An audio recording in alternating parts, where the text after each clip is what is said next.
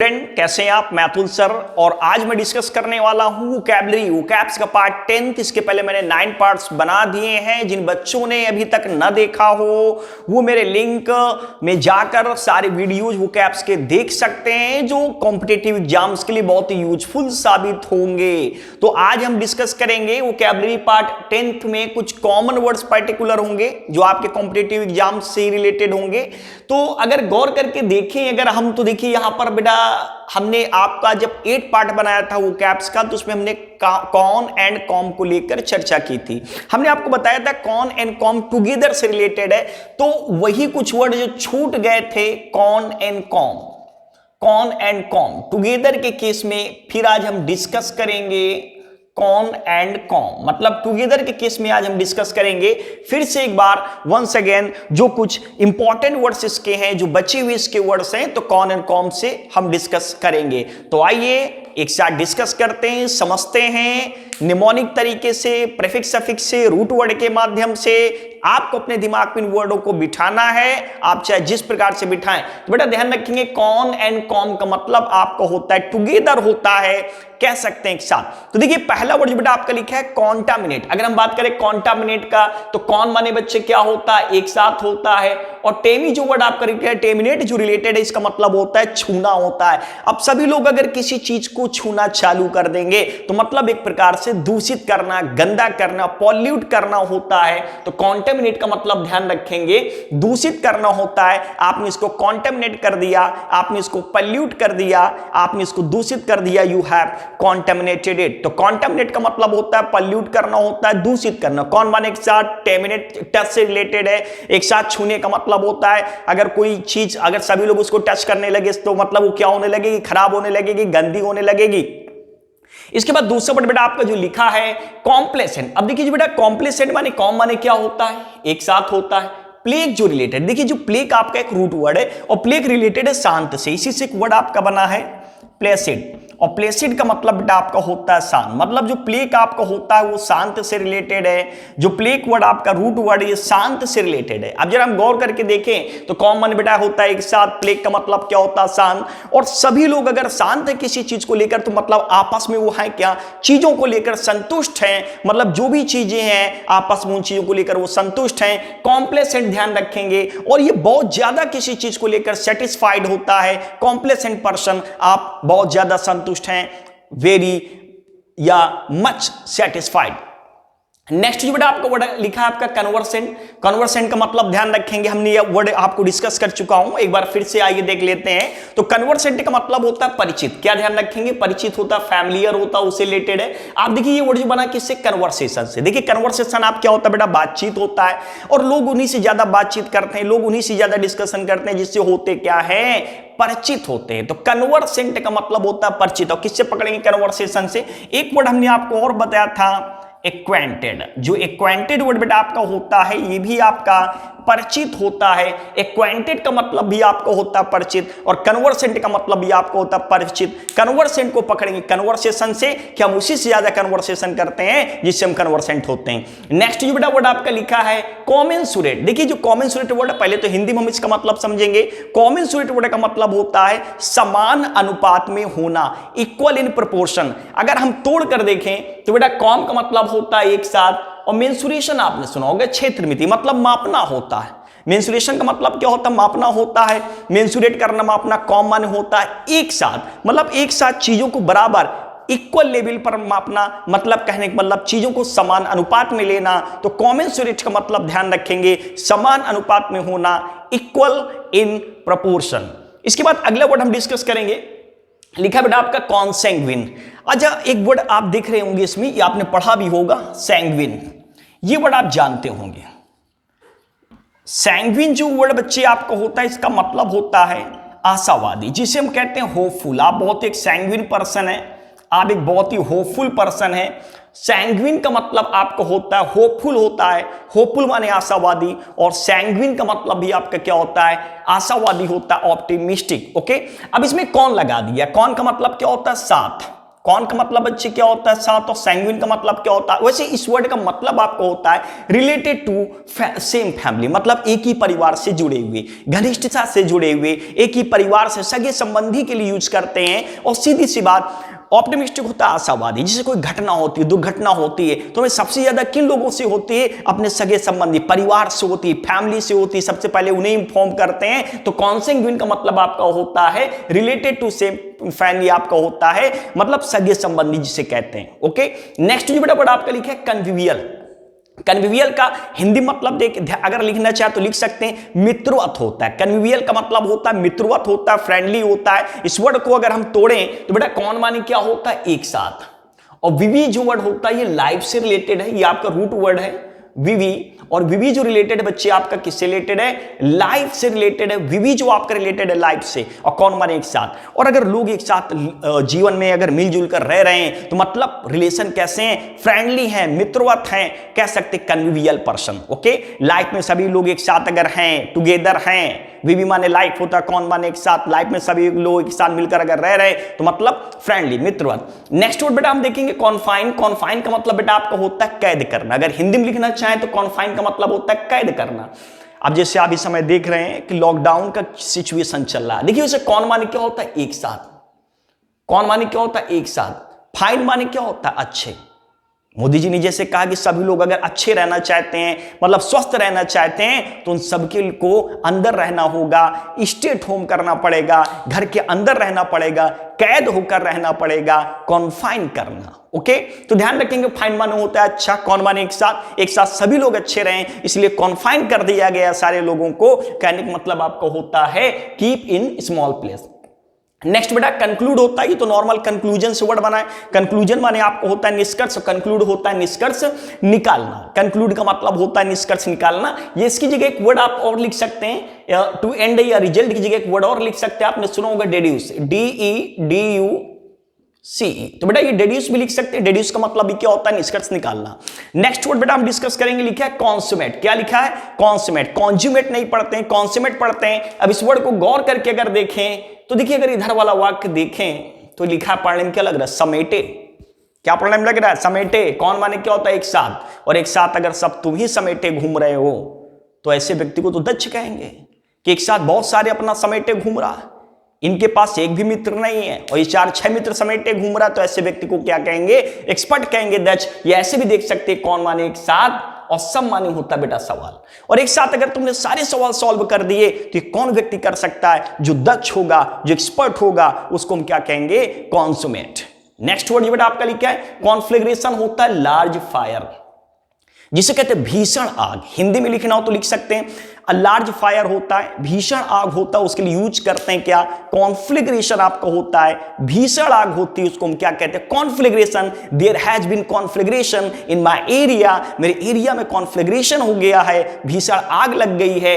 और अगर तोड़ के देखना चाहें तो कौन माने क्या होता है? एक साथ। फ्लैग माने क्या होता है? झंडा।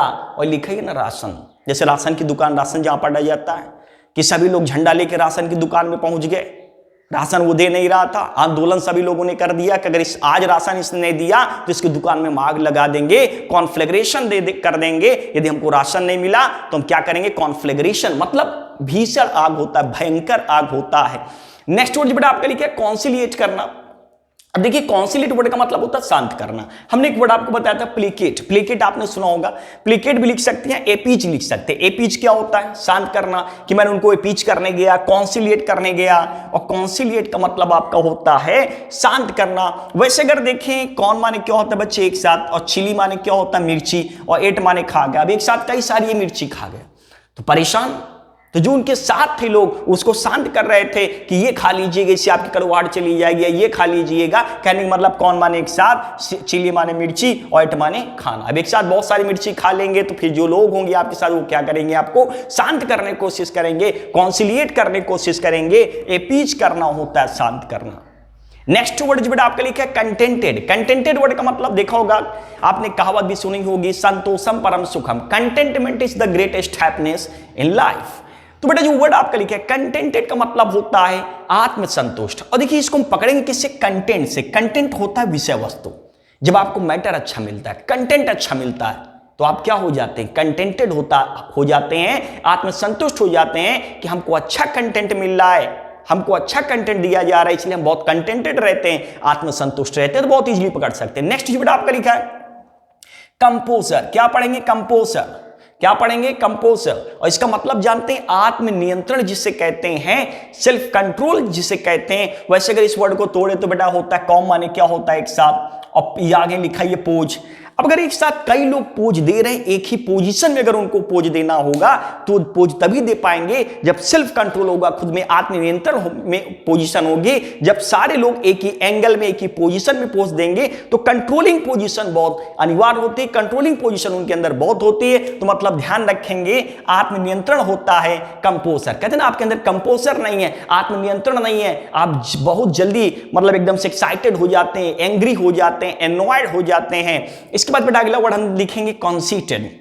कंसीटेड बेटा ध्यान देंगे, घमंडी होता है। कंसीटेड क्या होता है, घमंडी होता है। और कौन माने क्या होता है एक साथ, और सीट आपने देखा ही होगा, साउंड सीट आ रहा है ना, जैसे पॉलिटिकल पार्टीज में यूजेस होते हैं कि जिसके पास कौन माने एक साथ कई सारी सीटें आ गई तो उसके अंदर थोड़ा क्या हो जाता है, घमंडी हो जाता है, वो अपने आप को दूसरों से ज्यादा श्रेष्ठ समझने लगता है। तो कंसीटेड होता है घमंडी। और कैसा घमंडी होता है, जो अपने आप को दूसरों से सुपर समझने लगे, श्रेष्ठ समझने लगे, ऐसे घमंडी पर्सन को क्या कहते हैं, कंसीटेड। कि अपनी सीट को लेकर बहुत ज्यादा कंसीट हो गए हैं। ट्रेन वगैरह में देखा होगा, सीट है, दूसरे को बैठने नहीं दे रहे हैं, घमंड आ गया, हमारी सीट है, हम बैठेंगे, पहले हम बैठे थे। तो सीट से पकड़ेंगे कंसीट, कि इनके पास ज्यादा आ गई है सीट, इसीलिए हो गए हैं कंसीट, घमंडी हो गए। नेक्स्ट वर्ड बेटा आपका लिखा है कॉम्पंक्शन। देखिए कॉम्पंक्शन बेटा वर्ड आपने सुना होगा, एग्जाम्स में भी कई बार पूछा गया है। इसका मतलब होता है रिमोर्स, पश्चाताप। रिमोर्स कह सकते हैं। या एक आपने वर्ड सुना होगा रिग्रेट। रिग्रेट सुना है ना, खेद।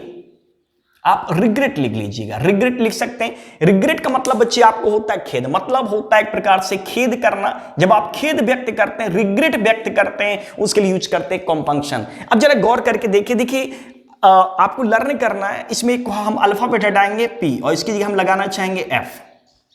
ओके, पी मतलब कि लर्न कराना है, बाकी और कोई इंटेंशन नहीं है, आप किसी प्रकार लर्न कर लें। तो बेटा अगर इसमें पी हटा के एफ लगा दे तो क्या पढ़ने में लगता है, फंक्शन।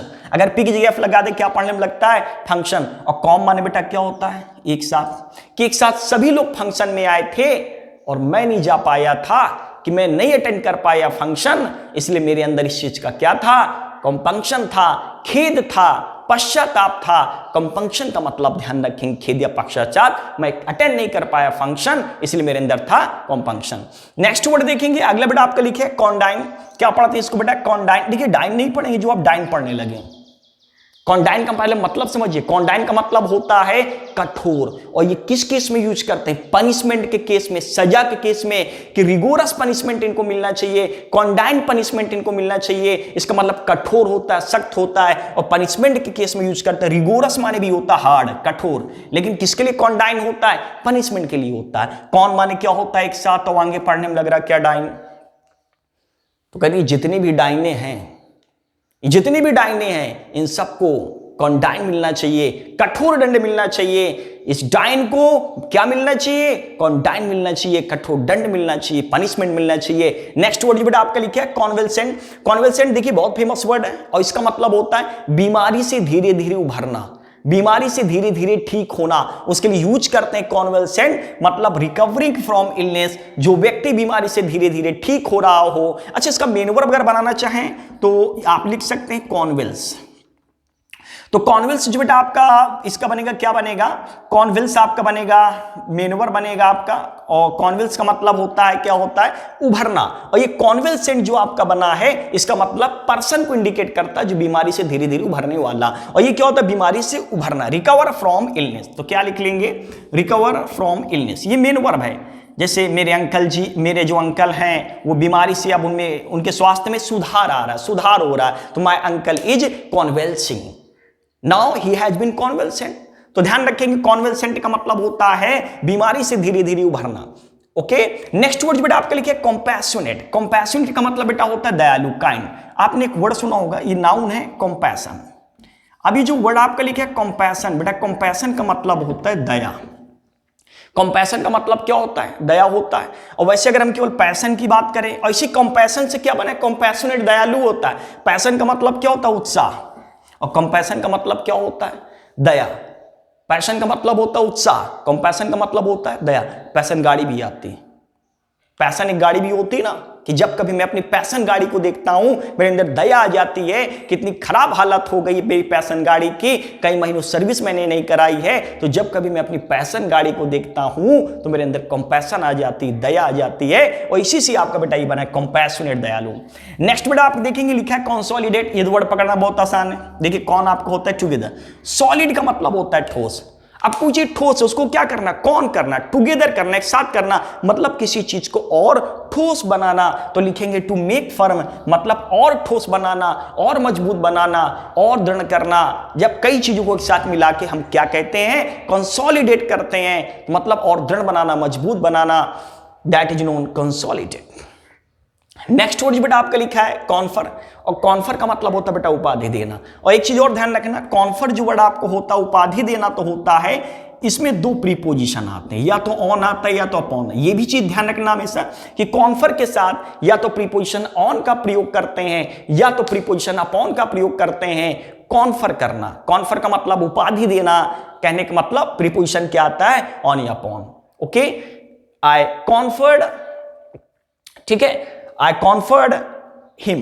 तो बेटा ये कॉन्फर का मतलब उपाधि देना, सीधे ध्यान रखेंगे। अब ये वर्ड आपका नहीं टूटेगा, पूरा वर्ड है, कुछ वर्ड ऐसे होते हैं जो नहीं टूटते। कहने का मतलब जब कॉन और कॉम प्रेफिक्स के रूप में यूज होंगे तो ही अदर वर्ड से कनेक्टेड होंगे। कभी पूरा वर्ड यूज हो जाता है तो फिर वो टूटता आपका नहीं है, डायरेक्ट उसको याद कर लेंगे। तो एक दो वर्ड कुछ एक्सेप्शन केस होते हैं, बने रहते हैं, आप उनको अपने तरीके से लर्न करेंगे। तो कॉन्फर उपाधि देना। कॉन्जेक्चर बेटा देखेंगे, इसका मतलब होता है अनुमान लगाना। कॉन्जेक्चर हम देखिए, कौन माने क्या होता है एक साथ, जो जेक्ट में बेटा होता है डालना या उड़ेलना या फेंकना।